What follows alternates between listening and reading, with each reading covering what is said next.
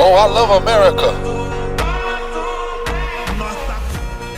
Welcome back, everyone, to the Vet Playbook. I'm your host, Terrence Scott, with my co-host, Lee Griffith, and we are excited to be back with you today. That's right. How you doing, man? I'm doing good, man. How are you doing? I'm doing good. Another exciting day. Another exciting day. No complaints.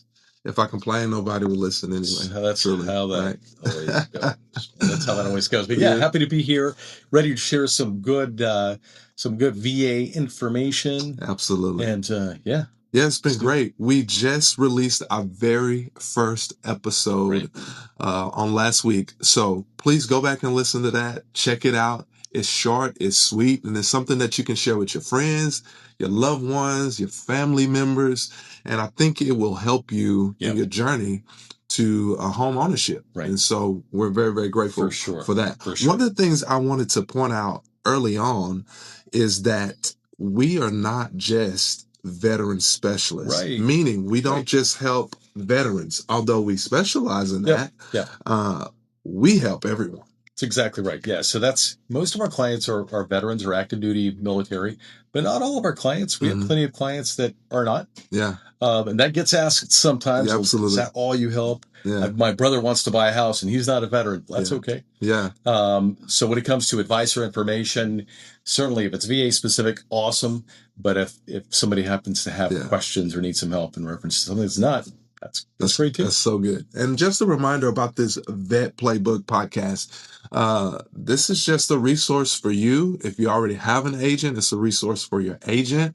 If we could help you in any way, that's great as well. Yeah. But we're just here to inform with real stories, with real plans, and hopefully real ownership for you and your family and your loved ones. So we're excited about that. That's exactly right. On the last episode, just to recap, we talked about what is a VA home loan and who can apply for the VA home loan. Right. We talked about credit. We talked about credit scores. And that's not a thing with the VA. It's lender specific. Yeah.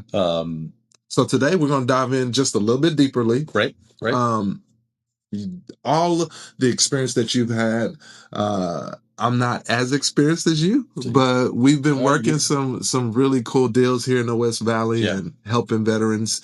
And we're just excited about that. But one of the things that I wanted to hit on today that I've seen within my experience, and I'm sure you've seen it as well, is some beginning steps, 3 to 5 beginning steps that we need to consider with our with the people that we're helping with the VA home loan. What are some initial things that you think of when you're going through that process? Right. One thing I'll quickly mention is that it's never too soon. Yeah. It's never too soon. So we get that question sometimes of, hey, I can't buy a house for a year or 2 years. When should I start? Now. Yeah. Now. Yeah. Is the best time to start. So you can't start too soon. Yeah. But part of that process, there's a certificate of eligibility in your home buying journey. As you finally get to that spot where you're ready to contact the lender and get moving through that process, the certificate of eligibility is what comes to you from the government, from the VA, that says you are eligible to participate in a VA home loan. You can get that at the va.gov website. If you go to the e-benefits tab, you can pull your own certificate of eligibility there. Or if, depending on where you're at in your journey, the lender can also pull that for you. So sometimes that's the path of least resistance, is having the lender pull it for you. Just let them do it. That's nice and easy. Yeah. And also, depending on when you served, sometimes it's a very quick process. You can pull it online immediately.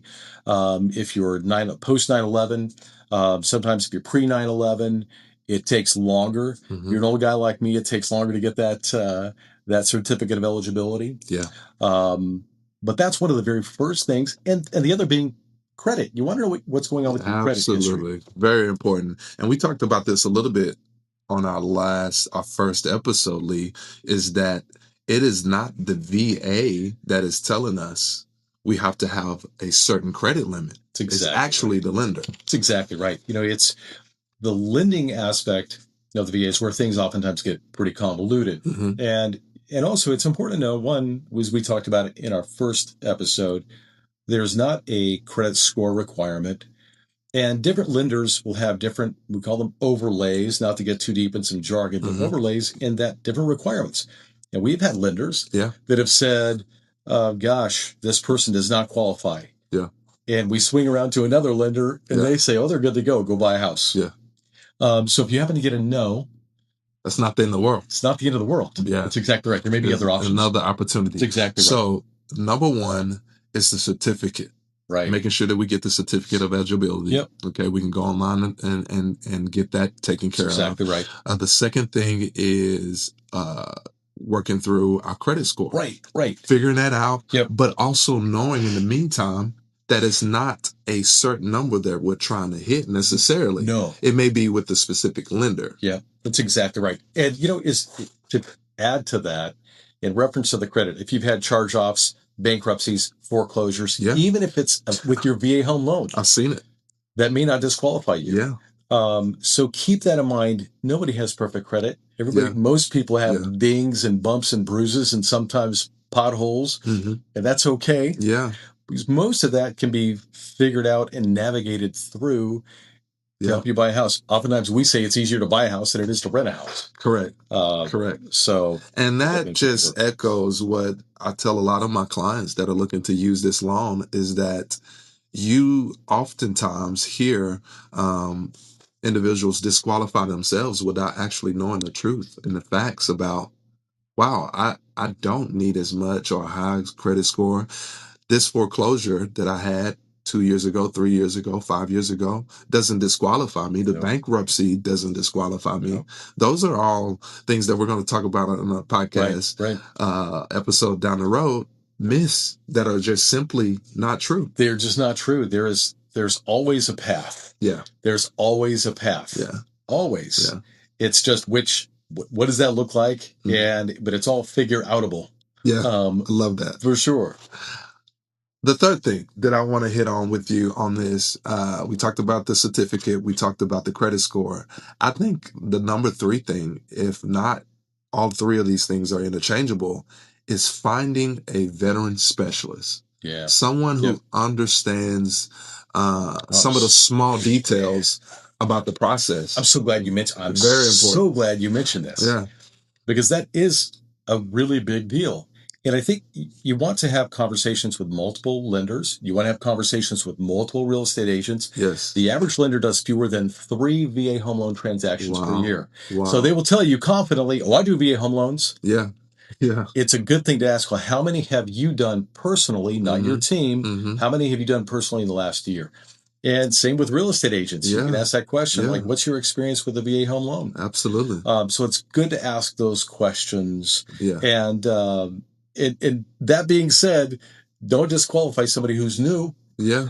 Because sometimes they're eager and they're asking the right questions and they've got resources. Absolutely. And you want to, obviously, it's a relationship. Absolutely. And you want to gel with that person that you're working with. All those are factors too. That's so good. Because sometimes the real estate agent has a plethora of resources that maybe somebody doesn't have. It's true. And they're working with a team. It's true. Some of the most challenging, we're real here, man. We're real here. Some of the biggest pains in the butt are agents that have been selling real estate for 32 years. And they'll tell you, they're happy to tell you that. And they also are the holders of the most misinformation. Correct. So don't let if somebody's newer, that's okay. Don't let that scare you away. You just want to vet them. Absolutely. Very, very powerful. Guys, thank you so much for tuning in today. We're excited. This is just the beginning, episode 2. And share this, like this, subscribe. Also, comment in the comment sections. Give us some of your questions, and we will try to answer them in the future podcasts, the future episodes to come. So, God bless you. Have a good day. All right, we'll catch you next time. Oh, I love America.